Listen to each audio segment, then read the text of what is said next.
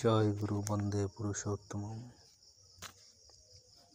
যেমন থেকে দেখি থেকে পাঠ শ্লোক 18। লোকালয় আর ভালো লাগছে না অনুকূলচন্দ্রের।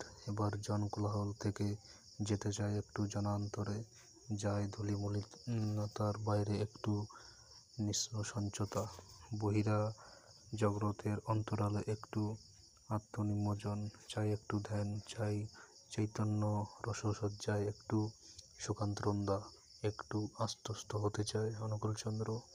মনে ধূপগন্ধে হতে চায় একটু নিবিড় চারি, মনের উপবনে হাতের বাঁশিটাতে একটু ফু দিতে চায়। স্কুলের ছুটির পর গঙ্গার ধারে গিয়ে বসে থাকে, সুন্দর তরঙ্গ ভঙ্গে বয়ে যায় পবিত্র তোয়া খড়কায়া গঙ্গা, বিষ্ণুপদ বিনিষ্কাম্বা সেই গঙ্গা, ভাগীরথী আরাধিতা সাগর, কুলধাত্রী সেই ভাগীরথী, এই সেই পাবনা পাবনি। তাকিয়ে তাকিয়ে গঙ্গার জল দেখে অনুকূলচন্দ্র, দেখে আর ভাবে, এই গঙ্গাতেই কত ভালোবাসতেন গৌরচন্দ্র। নবদ্বীপ থেকে শান্তিপুর যাবেন গৌরনিতাই, ঝাঁপিয়ে পড়লেন গঙ্গায়। হেঁটে গিয়ে কী লাভ, গঙ্গায় গা ভাসিয়ে দিই। স্রোতে গা ভাসিয়ে চললেন শান্তিপুর। এই সেই গঙ্গা, গঙ্গার ধারে বসে বসে গঙ্গার শোভা দেখে অনুকূলচন্দ্র মৌনী হয়ে মগ্ন হয়ে থাকে মনোহারিত্রে। ভালোবাসা আছে পদ্মার সঙ্গে, আবার ভালোবাসা হয় গঙ্গার সঙ্গে। গঙ্গার কূলে বসে ধ্যানমগ্ন হয়ে পড়ে, মুক্ত পবন লেগে মুক্ত অন্তরিক্ষময় হয়ে পড়েন মন বৈরাগীর এক ধারা ধ্বনি শুনে অন্তরের গুহায় বসে। গঙ্গার স্রোতের সঙ্গেই চিন্তাসূত্র এগিয়ে চলে গঙ্গোত্রী বঙ্গোপসাগর পর্যন্ত, বঙ্গোপদ থেকে ব্রহ্মাণ্ড পর্যন্ত। একবার ভেটেন, একবার উজন, সাগর থেকে উজিয়ে যায় গোমুখীতে, বাহির থেকে যায় অন্তরে, সিন্ধু থেকে ফিরে যায় বিন্দুতে। রোজই আসে গঙ্গার ধারে, সে এখানে যেন সাযুজ্য খুঁজে পায় নিজের সঙ্গে। গঙ্গা যেন সৃষ্টি প্রতীক্ষা, সতীর তোরা ভাবে ও কি করে গঙ্গায় কূলে গিয়ে একলা একলা থাকে কেন, এত মেশে না কেন আমাদের সঙ্গে। কেউ বলে ও ভাবুক, একলা থাকতে ভালোবাসে, কেউ বলে ও মুখ চোখরা, মিশতে পারে না লোকের সঙ্গে, কেউ বলে ওর গায়ের গন্ধ আছে, কলকাতায় এসে বিকল হয়ে গিয়েছে, বাবা চাকা খেয়ে বিজে বেড়াল হয়ে আছে। যাই হোক, ওকে জব্দ করতে হবে, ওর ওই সাধু সাধু ভাব, ওই সাধুগিরি ভেঙে দিতে হবে। সকলেই একমত হয়ে ফন্দি এঁটে ফেললে গ্রিস স্টেজ থেকে শোভাবাজার গিয়ে কাশী মিত্তিরের ঘাটের দিকে যাচ্ছে অনুকূলচন্দ্র। রাস্তায় প্রতিরোধ করলে বদমতলবী সহপাঠীরা, এ কি কোথায় চলেছ, চলো আমাদের সঙ্গে চলো, বেরিয়ে আসি। অনুকূলচন্দ্রকে জোর করে ধরে নিয়ে চলল তাদের সঙ্গে। এ কোথায় নিয়ে চলল এরা, আমি যে গঙ্গার ধারে যাব। ও ভাই, এদিকে কেন, চলো গঙ্গার ওদিকে যাই। উসখুস করছিল যে মন ভাষা দিয়ে ব্যক্ত করলো তার ভাব। সহপাঠীরা বললে, অমন করছো কেন, চলোই না একটু যাই ওদিক দিয়ে। তাদের একজনের নাকি একখানা বাড়ি ভাড়া দেওয়া আছে ওই দিকটায়, ভাড়াটা আদায় করে নিয়ে যাবে গঙ্গায় বেড়াতে, বেশি দেরি হবে না, এই একটু মাত্র। এই রাস্তা ও রাস্তা, এগুলি ওগুলি করে সন্ধে উতরিয়ে দিয়ে ঢুকলো এসে চিতপুর রোডে।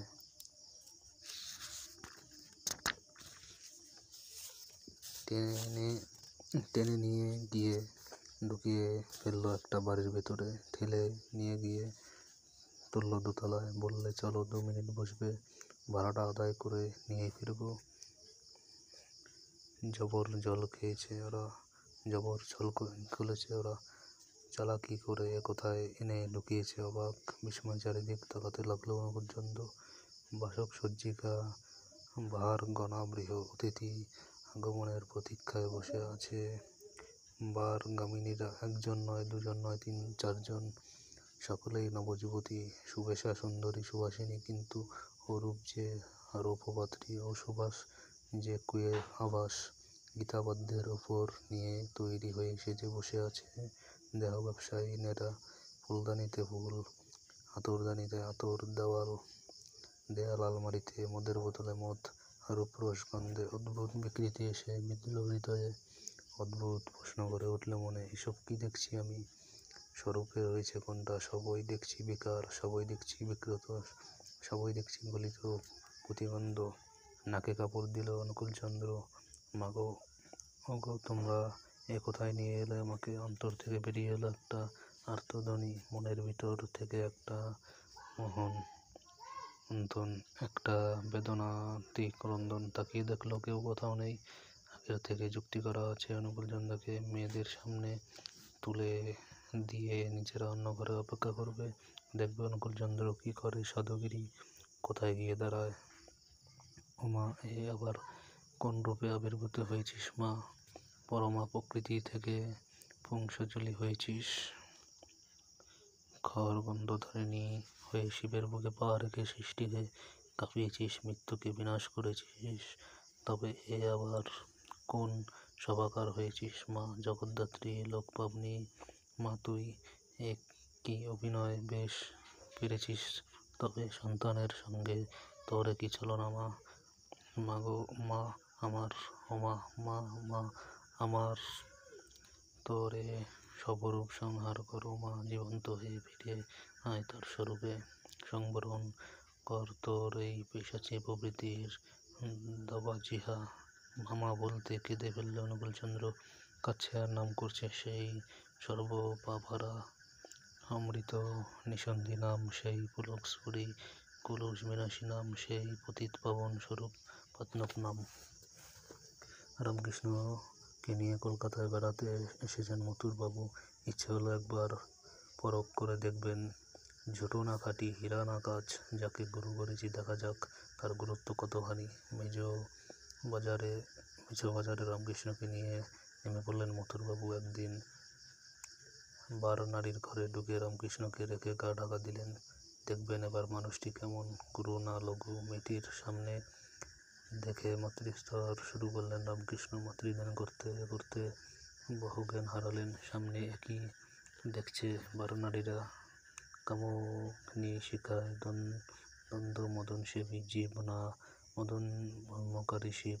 নির্বেদান বিঁধল রাবণ, নিতদের বুকে লুটিয়ে পড়ল রামকৃষ্ণের পায়ের কাছে, কাতরভাবে প্রার্থনা করল, বাবা ক্ষমা করো, উদ্ধার করো আমাদের।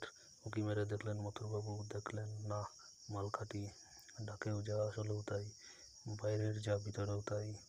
মদনমথুর ত্রিলোচনের সামনে কতক্ষণ টিকবে ওদের কামলালসা, সন্তানের কাছে কতক্ষণ এই দেহ বিজ্ঞাপন। অনুকূলচন্দ্র তেমনি দাঁড়িয়ে, ওর হলো সেই সন্তান ভাব, সন্তান সুলভ অন্তরসজ্জায় দেহ দুর্লভ দ্যুতিময়। এ ডাকের সাজ নয়, এ সাজের ডাক, ঈশ্বর মাধুর্যে হৃদয় সজ্জিত করে নেবার জন্যে নরেশ্বর ডাক। অনুকূলচন্দ্র ডাক ছেড়েছে জগতের উদ্দেশ্যে, মানবলয়ে পথে উৎপথে উপপথে। মা তোর একই লীলা, বুকের দুধ খাইয়ে মানুষ করে এখন আবার একই রূপ নিয়ে এসে দাঁড়িয়েছিস মা। সন্তানকে নিজের হাতে নরকে পাঠিয়ে কেমন করে সইবি মা? ও মা, মা মামা বলতে ভাবাবিষ্ট হয়ে পড়ল অনুকূলচন্দ্র। বাহবোধ হারিয়ে লুটিয়ে পড়ল মেঝের উপর। ভয় পেল মেয়েগুলো, এ কি কোন দেশি বাবু? কামদন্দ হয়ে যায়, যার সামনে আবরণ খসে গিয়ে নিবারণ হয়ে পড়ে নিজের রূপ।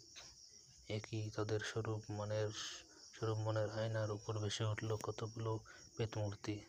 সহ করতে পারল না তারা, ছুটিয়ে পালিয়ে গেল ঘর থেকে। ব্যহগান ফিরে আসতে অনুকূলচন্দ্র শুনল বুড়িউলি গালাগাল দিয়ে তাড়িয়ে দিচ্ছে তার সতীর্থগুলোকে।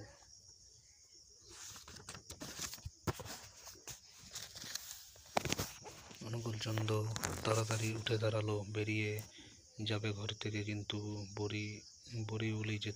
বাড়িউলি যেতে দেবে না। তা বাবা, তোমার বড় কষ্ট হয়েছে, একটু বসে যাও। বিছানায় বসতে বলল মেয়েটি। বিছানায় বসবে না অনুকূলচন্দ্র। না মা, বিছানায় বসলে আমার ভালো লাগবে না। কিছুতেই বসল না। কিছু সন্দেশ, খানকতক কাঁটা ফল আর এক গ্লাস শরবত আনলে মেয়েটি ধরে বসলে বাবা এইটুকু তোমাকে মুখে দিয়ে যেতে হবে। ও খাবার পোষ্য করতে রাজি নয় অনুকূলচন্দ্র। ঢের কান্নাকাটি করল স্ত্রীলোকটি। বাবা একটু মুখে দিয়ে যাও, আমার মাথা খাও। কিছুতেই পোষ্য করতে পারল না অনুকূলচন্দ্র। আহার্য পোষ্য করবে কি, ওটা কি আর বেশ্য? ওর গায়ে লেখা রয়েছে কামলালসার স্মৃতিকথা, দাঁড়াতেও পারছে না আর এক মুহূর্ত। মা এবার তবে আমি আসি। কি আর বলবো? আসনও গ্রহণ করল না, জলটুকু ছোল না। কি আর বলবে তাকে? শুধু বললে, বাবা চলেই যখন যাবে কি আর বলবো, তবে একবার করে এসো এই অনুরোধ। অনুকূলচন্দ্র তখনও সেই ভাব। জগজ্জননী, তুই এ কোন ভুল করেছিস মা? বললে, মা গো, কেমন করে আসি বল? ছেলের চোখের সামনে যদি এইসব পড়ে, তবে মনটা কেমন লাগে ভেবে দেখ দেখি। ছেলের কষ্ট মা সইবি কেমন করে? আর কেমন করে চোখে দেখব এই অপমৃত্যুর উপাসনা? বাবা, তবে এই রাস্তা দিয়ে একটিবার করে হেঁটে যেও, আমি দেখব, দেবদর্শন করে ধন্য হব। শেষে প্রার্থনা জানালেন স্ত্রীলোকটি। একটু ক্ষীণ অক্ষমতায় হাসি আসলো অনুকূলচন্দ্র। জানিয়ে দিল, তাই বা সম্ভব হয় কেমন করে? হয়তো আরও জানিয়ে দিল, তুই মায়ের মুখে কালি দিয়েছিস, মাতৃস্নেহের অপমান করেছিস। মা না হলে ছেলের মুখ দেখবি কেমন করে? ধীর পায়ে ঘর থেকে বেরিয়ে নেমে আসতে লাগলো অনুকূলচন্দ্র। এবার ছুটে এসে পা জড়িয়ে ধরল রমণীটি। পায়ের উপর পরে আছড়ে আছড়ে কাঁদতে লাগলো, বাবা আমার তবে কি গতি হবে? মাথা করতে লাগলো অনুকূলচন্দ্রের সামনে। গোপাল পেটে রক্ত ঝরতে লাগলো, নিভিত্রে নেই। আর্তনির্বেদের চূড়া এসেছে আজ। এ বন্যায় বুঝি সব ভেসে যায়। চেঁচিয়ে চেঁচিয়ে বলে যাচ্ছে জীবনের ইতিকথা আর মাতৃত্ব বিসর্জনের ইতিহাস। খুলে ধরল প্রাণটা, সব আবরণ খুলে ফেললে নিবারণ হলো। নিঃসংকোচ হয়ে নিমূর্ত হলো, হাত ধরে এবার তুলল অনুকূলচন্দ্র। বললে, মন স্থির করো, ভগবানে মতি দাও, কিন্তু এসব কি করব? পাপ পথের রোজগার, এই সম্পত্তি, এই বাড়ি ঘর, টাকা পয়সা, অলংকার বিলিয়ে দাও ঈশ্বরের নামে। উচ্চারণ করে করে বিলিয়ে দাও। যা করিয়েছো সব ফেলে দাও, নিষ্ণ হও, ধুলোর মতো ছোট হয়ে যাও। এই আদেশকে শেষ সম্বল করে নতুন পথের পায়ের ধুলো তুলে নিল অনুকূলচন্দ্রের। পাপ পাশানত্ব থেকে মুক্তি পেল পতি। তা হলা রামকৃষ্ণ বলতেন, আমার সন্তান বাপ, ওরা মেয়ে মানুষ নয়, ওরা মা, ওরা জগৎ জননী স্বরূপা লোকজননী। অনুকূলচন্দ্র সেই কথা কামিনী থেকে কাম বাদ দিলে তিনি তো মা, আর বিষ নয় তখন অমৃত। আর মা মাই, কামিনী নয়। মার শেষে কি দিয়ে ভাবলে সর্বনাশ। সাবধান, মাকে মা কি ভেবে মরো না। আর মেয়েদের কি বলবে? তুই মেয়ে মানুষ হয়ে থাকবি কেন মা? কামিনী হয়ে থাকবি কেন? কামদমনী হ, ভাবিনী হয়ে থাকিস কেনে? ভবানী হ। তুই কলুষিতের বুকে দাঁড়িয়ে নৃত্য কর, আমি তোর চরণ ধরি শুনি। তুই সন্তান দাত্রী হ, সন্তানের সংকট নাশিনী হ, শুভদায়িনী হ। কথায় বলে শিবের মতো বড় হোক তোরা সেই শিবানী।